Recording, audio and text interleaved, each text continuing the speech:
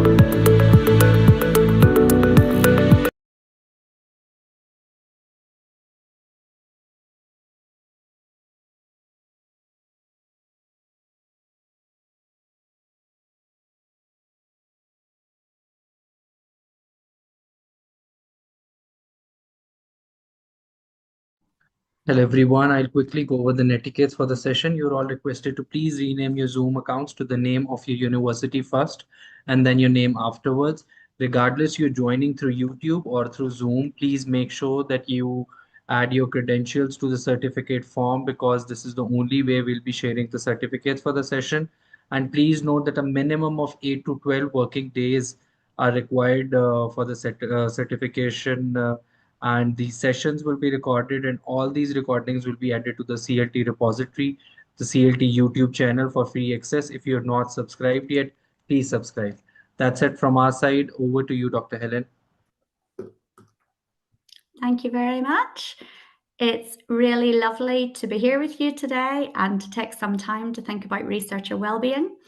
I'm just going to check and see if I can share my slides. I'm not used to Zoom, so give me 1 second, and if not, I will ask you to share it if there's a problem with me doing it. Sure, you have the co-host rights and you should be able to share your slides. I'll give you a thumbs up if we see your slides. Yeah, we do see your screen. You just have to enter the slideshow mode. Is that it now? Is it on the slideshow mode now?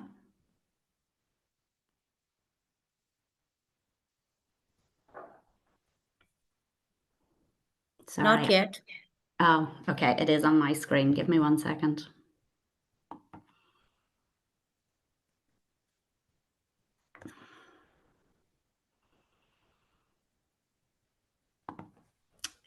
I wonder if it's easier. Do you have the slides to hand to share? Sorry, I know we didn't get a chance to check it. I'm not used to Zoom.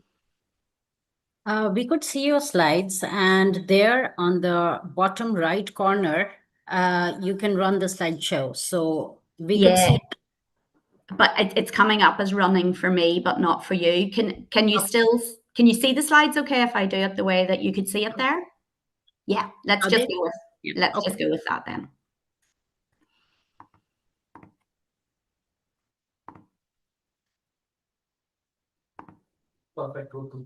Perfect. You can go ahead like that. It's all right. Great. Well, it's really lovely to have some time to think about researcher well-being with you today. And I'm delighted that you've introduced this new element to the course because it's such an important part of our work that we very often forget about. So I suppose just want to briefly run through the plan for today. We're particularly focusing on thinking about our well-being as researchers, our mental and emotional health, when we're engaging with sensitive or emotionally challenging topics. And although I've titled this Researcher Wellbeing, this also applies to the broader research community, so to people who manage, supervise, transcribe, arrange things. It's really important that we think about everybody's well-being when we're thinking about this. And what I want to do today really is think a little bit about the ways in which our health can be impacted, but also then how can we support this at an individual level, at a team level, and in our institutions. And I suppose rather than talk about this as an abstract concept, what I'm going to do is share some practical examples, some practical tips, and then I'm going to introduce you to a model that has been developed by colleagues at the University of Bath in the United Kingdom, which is around supporting universities and institutions to improve their responses to researcher wellbeing. And then we'll have a little bit of time for reflections and questions at the end. So I suppose just to kick off, the terminology of sensitive and emotionally challenging topics is a really big one, and it incorporates lots of different topics. And what is experienced as sensitive or emotionally challenging is different for all of us. It's impacted by our experiences and what we bring to the work. So when we're thinking about this, we never define it. We never say, here's a list of topics that are emotionally challenging or sensitive, but we recognize that it's about how the topic is experienced by the person who's working on it. So it's really important to remember that this means different things to different people. And what I'm going to do today is draw on my experience. I've been conducting research or involving children and young people in research for over 25 years now. around issues of abuse, disadvantage, and discrimination. And certainly have had my own well-being impacted as part of working in this field for so long. But I also, both in my current university and my previous university, run a research centre of people who are working on interpersonal violence and abuse. So I also come at it from the perspective of thinking about how do we support other people who are working on this, as well as thinking about our own well-being. And I mentioned in the last slide there, Tina Skinner, who has developed the model around this that I'm going to share at the end. And Tina and a couple of others and I set up a network of people who are working on researcher well-being to connect together and to support people to try to bring these issues forward in their institution. So I'm drawing on these kind of three elements of my experience today. It's important to say that my work is primarily UK and Ireland based, and I'm aware that we have people joining us from a wide range of countries today. So I hope there is transferable learning, but think about what I share, what that means in your context, because it may land slightly differently or the response may need to look slightly different. And as I say, I suppose my motivation for why I work on this topic, why I'm passionate about this topic, is that I have been personally impacted over the years, including kind of very significant impacts at times of my career working in this field when there hasn't been the right support around it, but also just kind of really passionate about supporting other people, and that we really open up a conversation about this and stop kind of pretending that it doesn't happen, that we're not impacted by our work, but we think about how do we actually do this better. So just, I suppose, a very brief kind of note at the start. I'm not going to share any details about the nature of my work, but I am going to talk about kind of the impact of working in difficult fields. So just a wee note to kind of about self-care as we go through this topic. If you need to kind of step out, have a little bit of time away, that's fine. But also give yourself a little bit of time afterwards to process some of the stuff that we have talked about today. So the context, why are we even thinking about this as a topic? Well, working on, for me, the field of child abuse, for other people, different kinds of emotionally challenging topics, it is an absolute privilege, but there's no doubt it can come at a personal cost. The work, when we work on things that we're passionate about, that we care about, that we know needs to change, it is natural that that can impact on us, and it can have a cost on our own well-being. And as I mentioned earlier, we all bring our own biographies and our experiences into this work that interact with our topics that we work on, whether that be that we have our own lived experience of the topic, or we know someone else who has been affected by it, or possibly actually just the scale of the topic in our countries. All of this interacts with we bring to the work. And I have a note here that these aren't static. And I think this is also really important to bear in mind.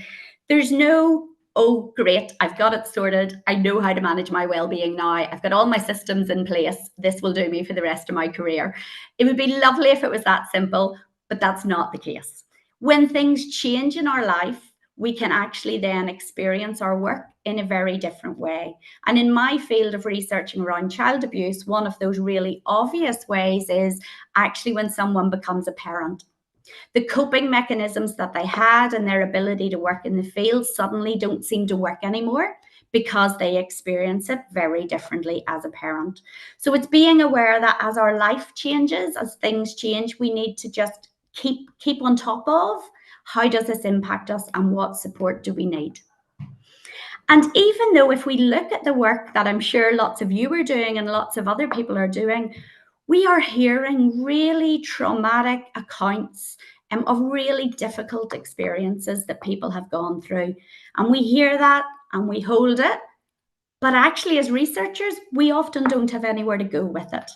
And other roles like counsellors or in the UK. Dr. Beckett, I'm really sorry to interrupt, but your slides are not moving on the screen. Even without the slideshow mode, I think you're going ahead in your presentation, but we can just see the title slide.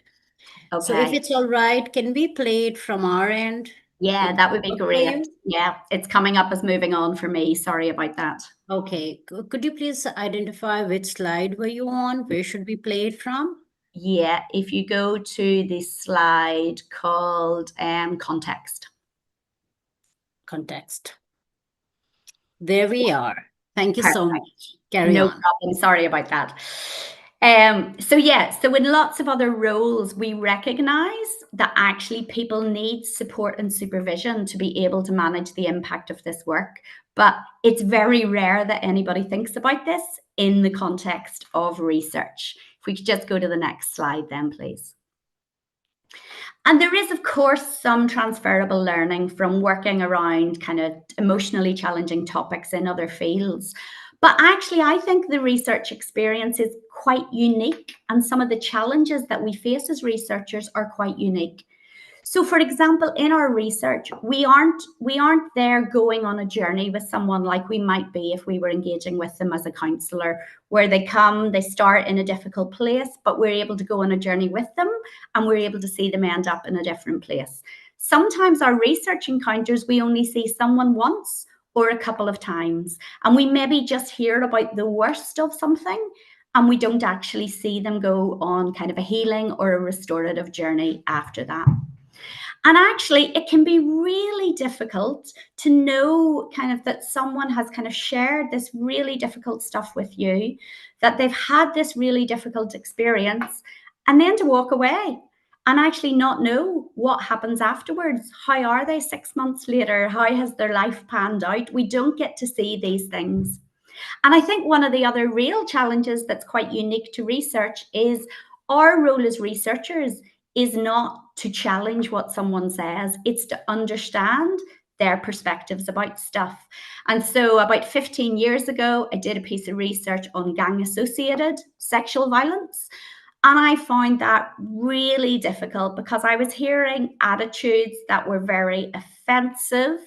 And I really wanted to kind of go, I wanted to jump in and I wanted to say, oh, that's not how we should talk about women. That's not how we should do things.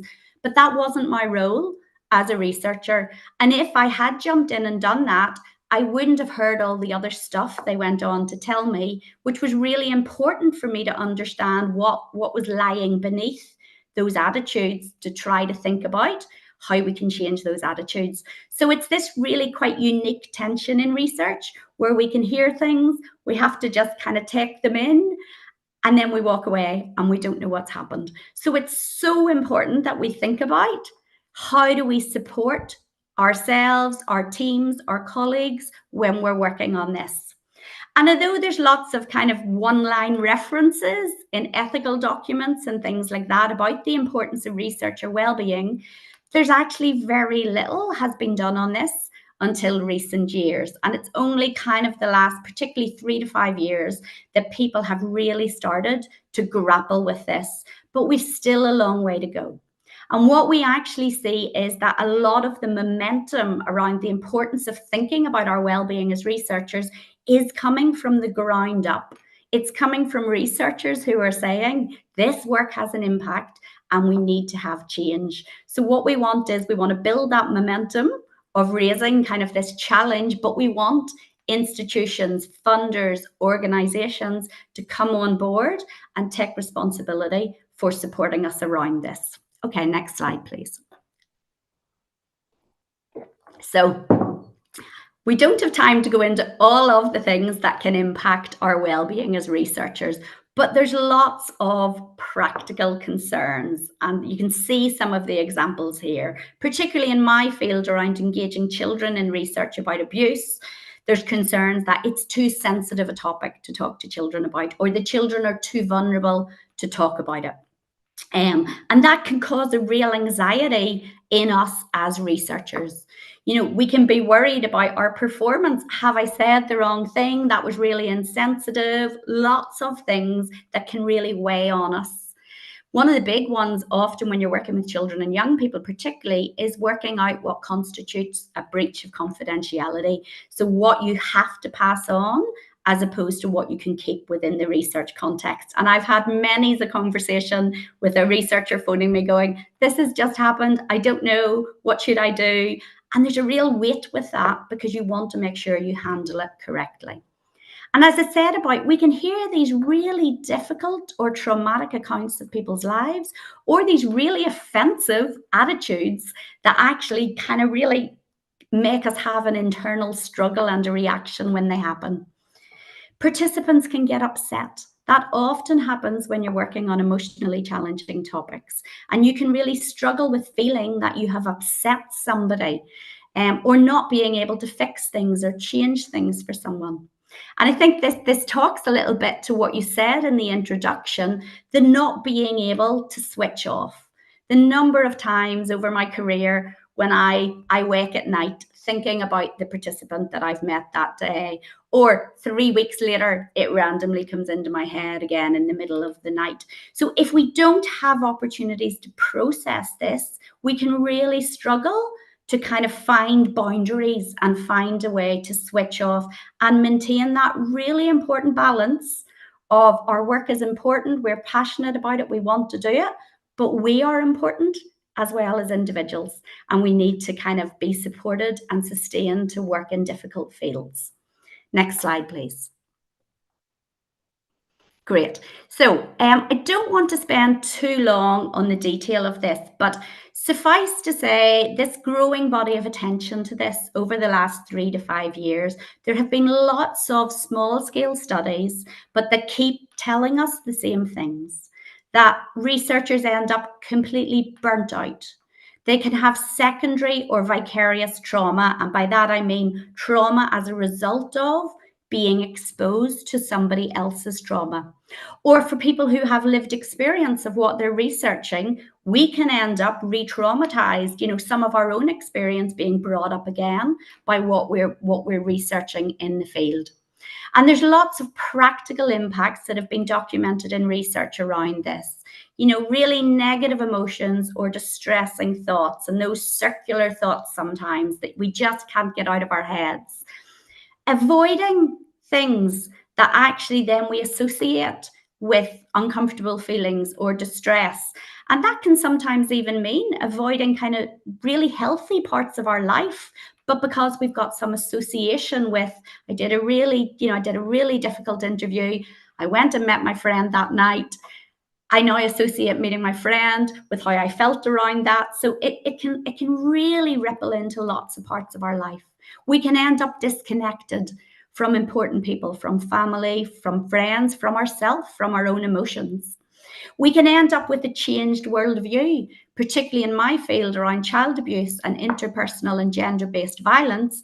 We can see danger everywhere. We can think that the world is, we can solely view it through a negative lens and miss the other things that are also true. And we can actually relive other people's experiences. So the difficult traumatic accounts that we've heard, we can feel as if we're going through that ourselves, and understandably can feel completely overwhelmed by our work. I imagine many of us have had that experience at some time. And it can also have, as well as these kind of more kind of mental and emotional well-being impacts, it can really impact our physical health. I'm not sure if how much you know about this, but there's a big body of research around the connection between the mind and body, and how when we don't process trauma, it gets stored in our bodies physically, and actually we can experience it as physical pain, as illness, of lots of other things. And also the research shows that it has a real impact on our careers. People can end up kind of leaving a career because it's just too difficult. And this is the important bit, it's too difficult in the absence of appropriate support. Not that it's too difficult full stop, but that without the right support, it's too difficult. And the research shows people end up leaving careers, totally changing fields, because it isn't sustainable in the absence of support. Next slide, please. So the research suggests that actually these impacts are kind of more acutely experienced by some researchers compared to others. The slide hasn't moved on for me there. If you could, yeah, perfect. So the research would say, particularly if you're newer to the field, so doctoral research students, early career research students, that actually they can experience these impacts really acutely. Also, those with lived experience, either of what they're working on or an associated type, for example, of violence or harm, it can mean that we experience these things more acutely. But the really important thing to bear in mind here is it is absolutely not just restricted to early career researchers or those with lived experience. The research shows that all of us, across all stages of our careers, across a wide range of subject areas, across a wide range of methodologies, experience these negative impacts on our mental, emotional, and physical well-being as a result of our work. And in fact, it can actually have a cumulative impact over time in the absence of appropriate support. So sometimes those of us who've been working in the field longer may actually be even more impacted because it's building on all of the previous experiences of not having had the appropriate support. And as I say, it's across a whole range of methodologies. I talk about doing interviews because a lot of my work is qualitative, but I remember someone sharing when I was presenting who did just solely quantitative work and worked with really big data sets. So they didn't see the detail of any abuse, but they were completely floored by just constant exposure to the scale of the problem. So there are different ways in which this can impact us. And actually, one of the things we very often forget about is it also can really impact us during analysis and reporting. And in fact, I find that kind of analysis stage, that I find that more difficult than when I am out doing fieldwork. Because when I'm doing fieldwork, I'm focusing on the child in front of me. I can see the person, I'm worrying about their well-being. So I'm managing the impact on me. But then when I sit later on, and I see in black and white in front of me on my screen the account of what they've just told me, that can sometimes really floor me. So it's really important that we think about this from all aspects, kind of start to end of the research process. And in fact, not just end of the research process, because sometimes it impacts us even more when the project is over and we finally have a sense of space to then kind of really experience the impacts that there have been on us. Next slide, please. So what do we need to do? Well, I fundamentally believe that we have to change the conversation. So when I train on this topic, the number of people who say to me, well, I did eventually tell my manager or my supervisor that this work was having an impact and I was struggling. And they said the response they got was some version of, well, maybe this isn't the right career for you. No, absolutely not. The response should be, what support do we need to put in place? Because it is natural that you're impacted by this work. So this has traditionally been seen as an individual problem. It's a researcher's inability to cope. And in fact, being told that, oh, well, the reason you're struggling is it's because you can't handle it, actually makes the impact even worse. It just keeps that vicious cycle going. If you can just hit, sorry, I have animations, so these are coming up one at a time. If you just hit return. We need to reframe the conversation to recognize that it is absolutely natural to react to what we hear and what we see. And we need to plan on the basis of expecting our work to impact us, expecting us to need support to manage those impacts. And that is, yes, part of that is about us and recognizing the impact on us and what helps us. And we'll think about that in a minute. But this isn't for individual researchers to solve. There is a collective responsibility for managing this across kind of researchers, managers, supervisors, ethics committees, funders, our institutions. We all have a role to play in this. And if institutions are employing or bringing people in to work on emotionally challenging topics, as a PhD, for example, they have a duty of care to provide support around this. If you just do one more return, there's a last point.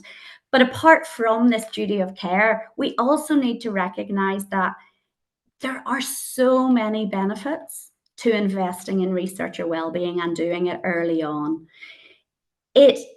it's really important for research participants, because when I'm in a difficult place, when I'm struggling with what I've kind of been hearing and seeing, I am not in the good emotional place to support my research participants and to worry about their well-being, because actually I'm not in a good enough place myself. And so it means that I'm more likely to spill out. You know, my emotion may more likely come out in the interview rather than be focused on them. It also sustains research careers. You know, I've been doing this over 25 years. The radical difference it has made for me over the last 10 years, when we have started to put structures in place to support this, it sustains us to keep going. And it also just really supports a kind of a healthy and vibrant research culture where we research important things and we support each other to do that well and to make a difference around really important issues. Next slide there, please. So how do we start? Well, if you feel able, start the conversation. This is why I do things like this. It is so, and it's why it's wonderful you have this session. Let's start the conversation. Let's recognize that this happens, and let's lead by example about sharing that. So I guess for me, at the later stages of my research career, being in my secure professorship, it is easier for me to say this work has an impact than it is for a doctoral student or someone who's just starting out, who's worried that someone might judge them if they say these things. So those of us who can, let's lead by example, start the conversation. Let's actually think about the potential impacts of our work. When we're designing studies, when we're planning studies, think in the same way we think so carefully about participant well-being, and that is so important to do. Let's have a parallel process where we actually think about, how might this impact me? When might this impact me? What support might I need? And it's really important that we do that in a really kind of flexible way, because there is no one-size-fits-all reaction to working on emotionally difficult topics. And there's no one-size-fits-all response. That gang-associated research that I talked about earlier, one of my colleagues came out and she just cried and cried and cried after her interview. She's happy for me to share this. And she was like, oh, I'm really struggling with this. But that was really healthy for her. The crying allowed her to get it out of her system. But other people might have been very worried about her because she was crying. Meanwhile, when I get impacted, I emotionally shut down, which is a little harder to see. So actually, she was having the healthier reaction and being able to process it, whereas I was shutting down and internalizing it all. So it's really important that we don't kind of expect people to react in one way, but we recognize that this can look very different for different people, and what they need might also be different. And as I said earlier, think about all stages of the process. Transcription, reading transcripts can be a really difficult time. And it is really important to prepare. And it is really important to say, I actually think that I might find doing an interview particularly difficult. I'd rather do a focus group with someone else there who's happy, who can manage it with me. So you can do some of that predicting. But it's also really important to recognize that sometimes things just completely come from left field and floor you, no matter how much preparation you've done. And it's often not the thing you expect. So a practical example on an earlier piece of research I did around children's experiences of sexual exploitation, I was reading kind of social care case files. And I had read a lot of them, and they'd had a lot of detail about what had happened to the children. And all my coping mechanisms were working okay. I was managing.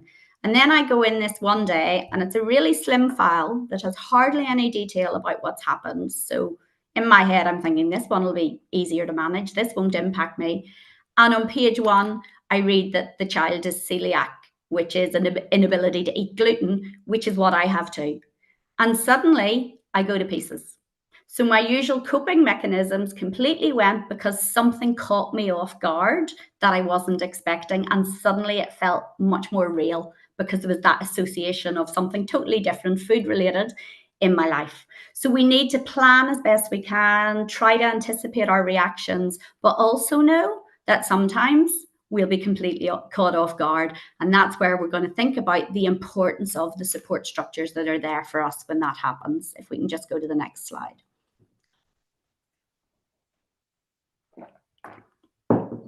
So, tip number 1, pay attention to the practicalities.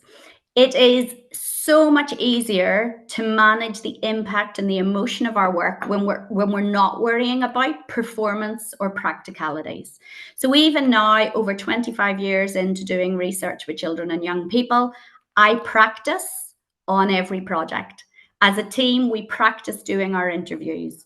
We scenario plan. One of us will kind of practice getting upset so we can see how we respond. So do that practicing with your colleagues so you're feeling less kind of exposed and unprepared when you're out in the field.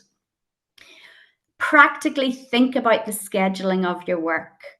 How many interviews you're doing in a day. Not ending one and going straight into the next when you've no time to process it in between. Allowing for travel delays so you're not running completely stressed to arrive in to meet with someone. Building in downtime. Think about these practical things and think about just these little moments you can give yourself in the middle of them. And really importantly, plan time to process afterwards. One of the things we introduced at my last research centre, which we all found so helpful, is emotional debriefs at the end of a day of fieldwork, or it could be at the end of a day of transcription or analysis. And that's literally, say I'm out doing interviews, there is another member of staff who knows I'm there, who's on call, and who is expecting me to check in at the end of the day with them. Not just to say I'm physically safe home, those things we think about, but to just, they'll go, how you doing after the day's work? And we don't share the detail because we want to obviously honour participants' contributions. But it is an opportunity to just say, yeah, do you know what? Actually, I had one interview this afternoon that I just can't get it out of my head. It's going round in a loop. So it's that space, build it in actively, that space to have a space to process the impact of your work, the impact of, oh, I just had to walk away from the transcription. It just was getting too much for me. So plan in that time that we have that support. And also make sure when you are, for example, doing fieldwork with participants, make sure there's support for them, because that leaving them if they've got upset or actually not knowing what's happened, it's really helped by knowing there is someone else picking that up. It helps you get those boundaries and know that there is somebody else there caring for them. You can focus on what you need as well. And I have here, remember your limitations. When we're in as researchers, we're not there as counsellors or therapists. So where you can, partner with other people who know your participants, who can provide that wraparound support. Okay, next slide, please. So very briefly at the couple of levels. At an individual level, we can't expect our managers, supervisors, institutions, to do all of this when we don't kind of give them what they need to be able to support us.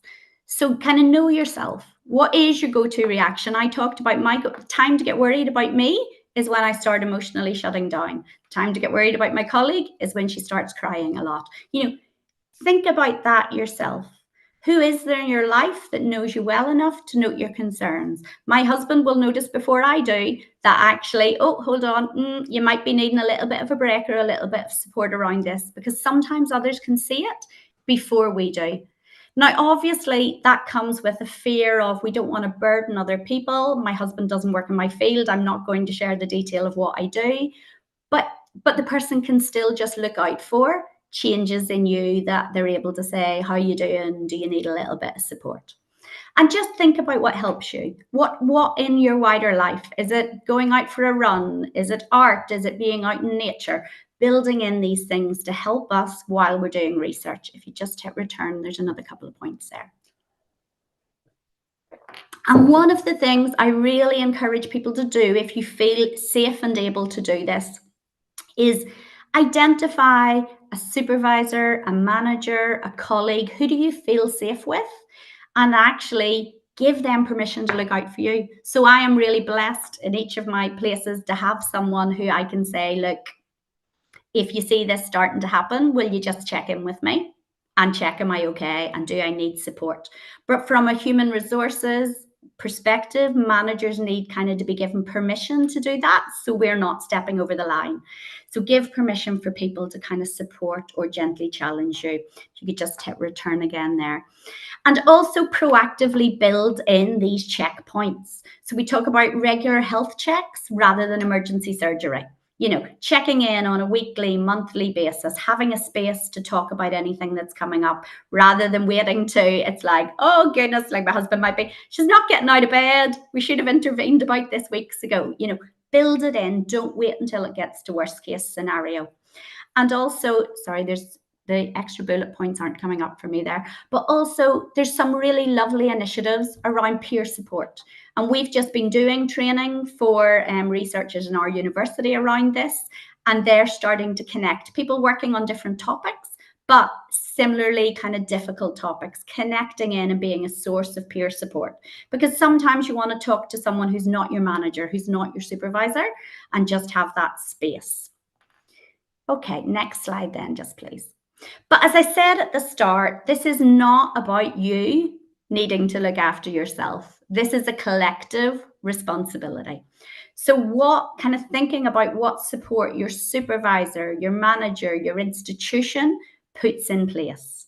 You know, do they understand the nature and the impact of your work? Particularly at doctoral study, this can sometimes happen, who you have a supervisor who's not familiar with your field or your methodology and maybe doesn't understand it.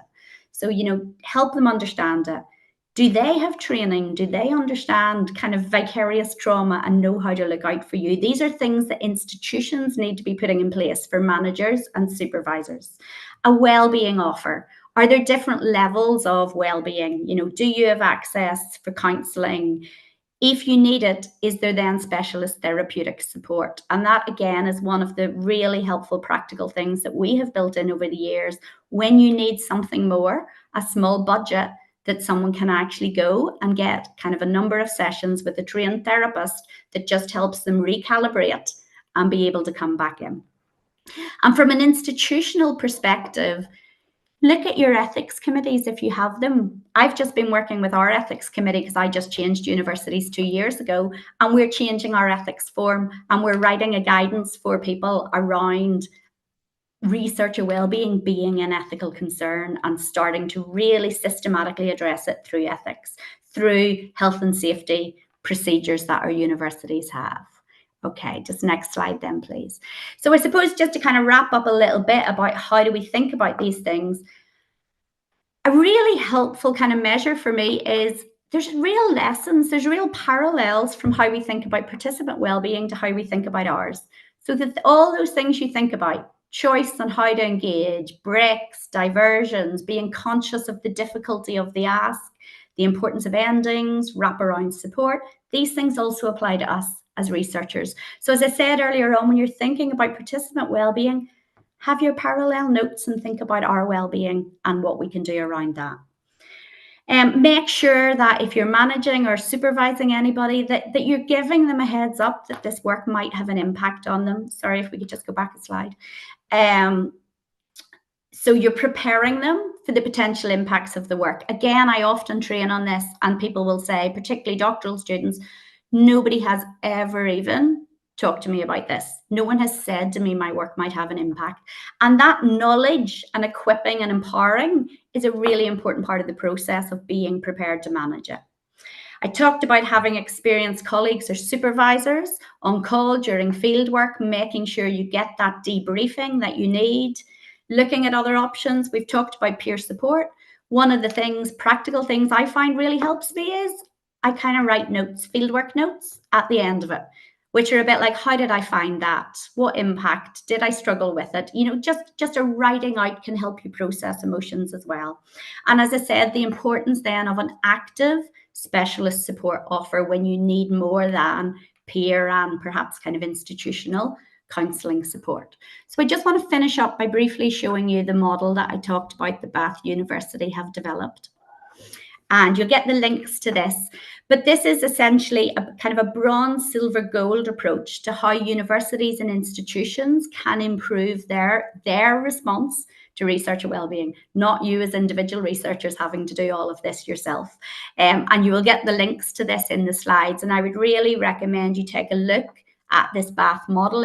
I've been using it to kind of go to our university. Okay, let's get ourselves to bronze. Then we can look at the next stage going to silver. And the bronze is pretty much stuff you can do without cost. So they are things that most institutions should be able to do some version of.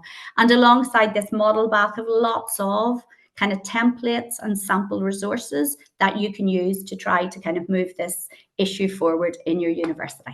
So I am going to wrap it up there, leave a little bit of time for any questions or reflections. Oh, sorry, I forgot one more slide. If anybody is interested, I talked about this researcher wellbeing being part of a bigger response and how we do our research.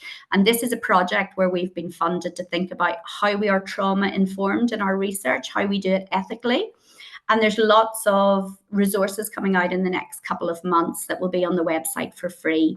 So kind of what young people want you to think about in terms of keeping them safe in research, how we are trauma informed, how we think about researcher wellbeing. So if anyone is interested in that, you can just sign up to get the newsletter, and in a month or two, we can send you the link to that.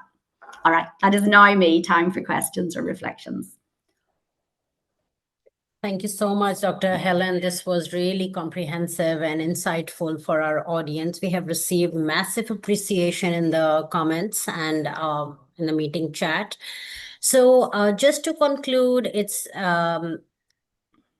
pivotal to ensure our own mental well-being in order to produce high impact research. We have to stay motivated, and motivation, this kind of motivation is intrinsic motivation, because mostly the research pursuits are our own brainchild.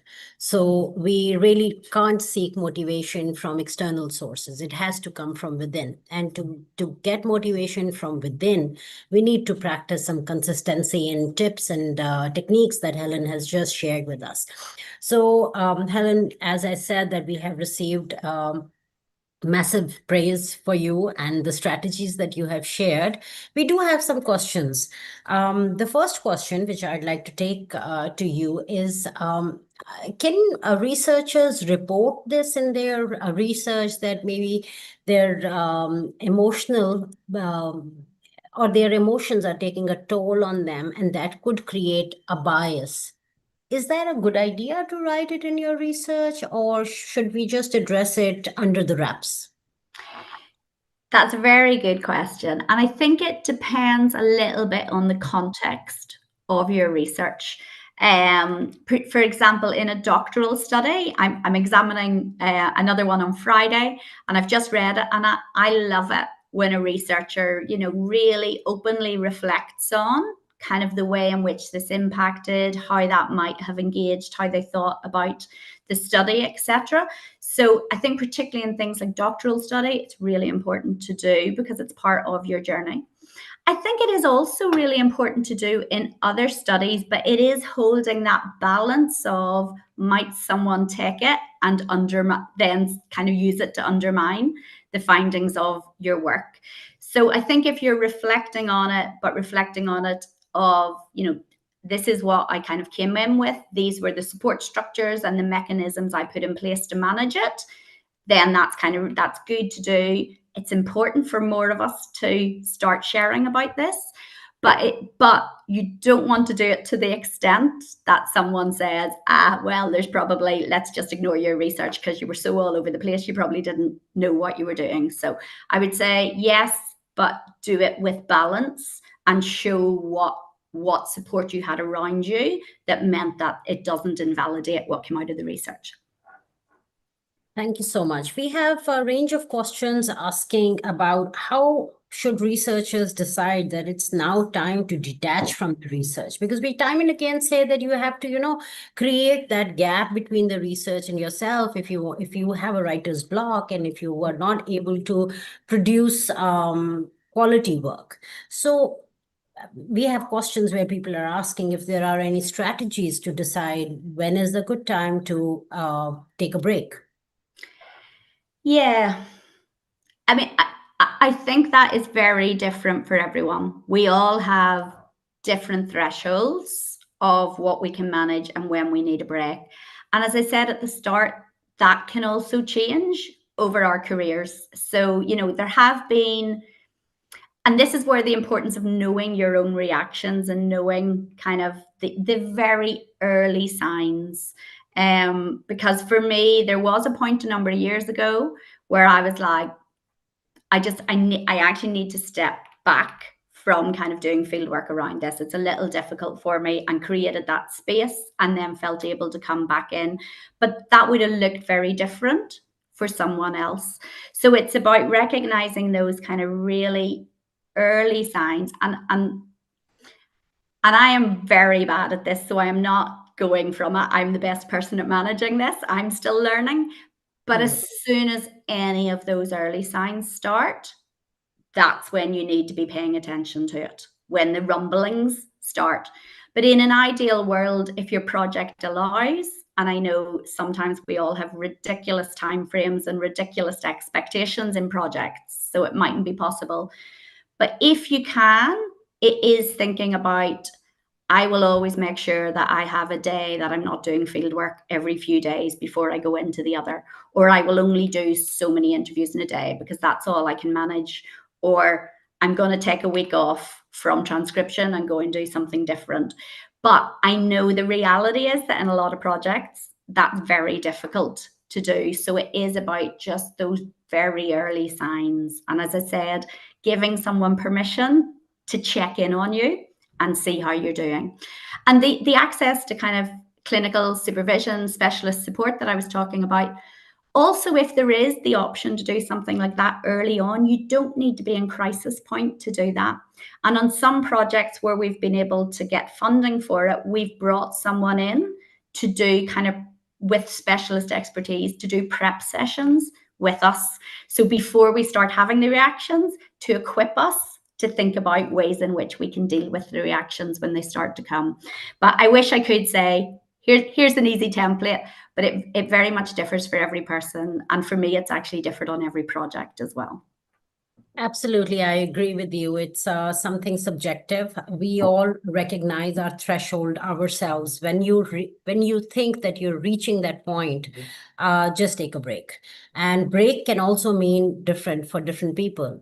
For some people, break can be a few hours of break from their research engagement, and for some people, depending on the urgency of product required from your research project, it can also stretch over a period of days.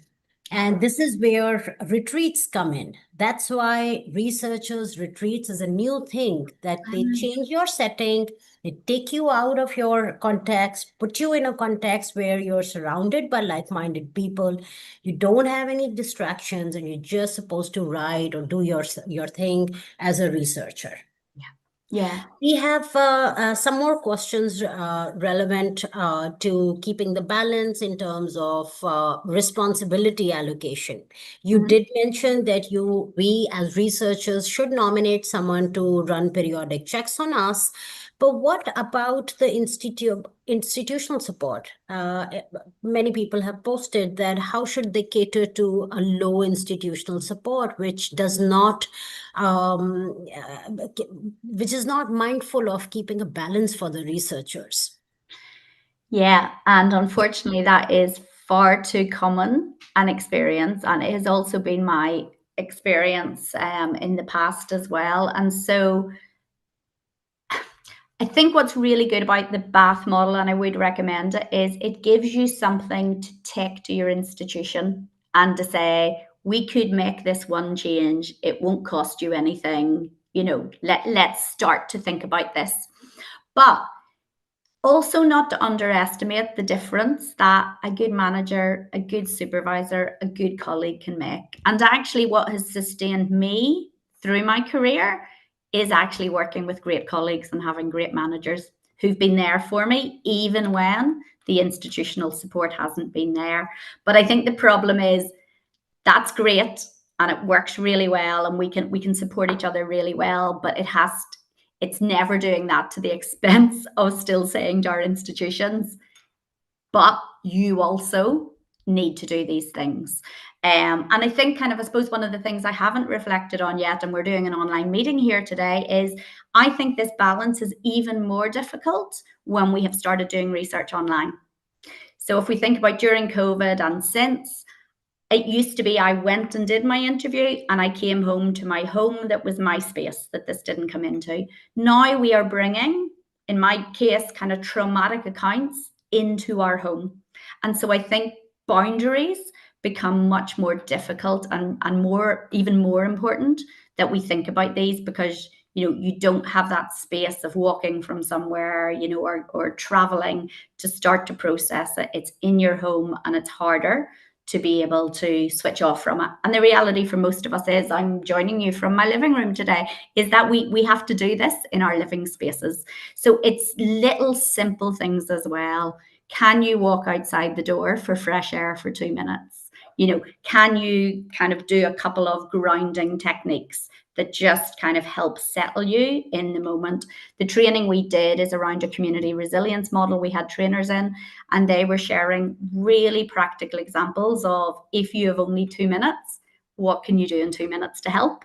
As well as those wonderful things like researcher retreats and things where you have more time.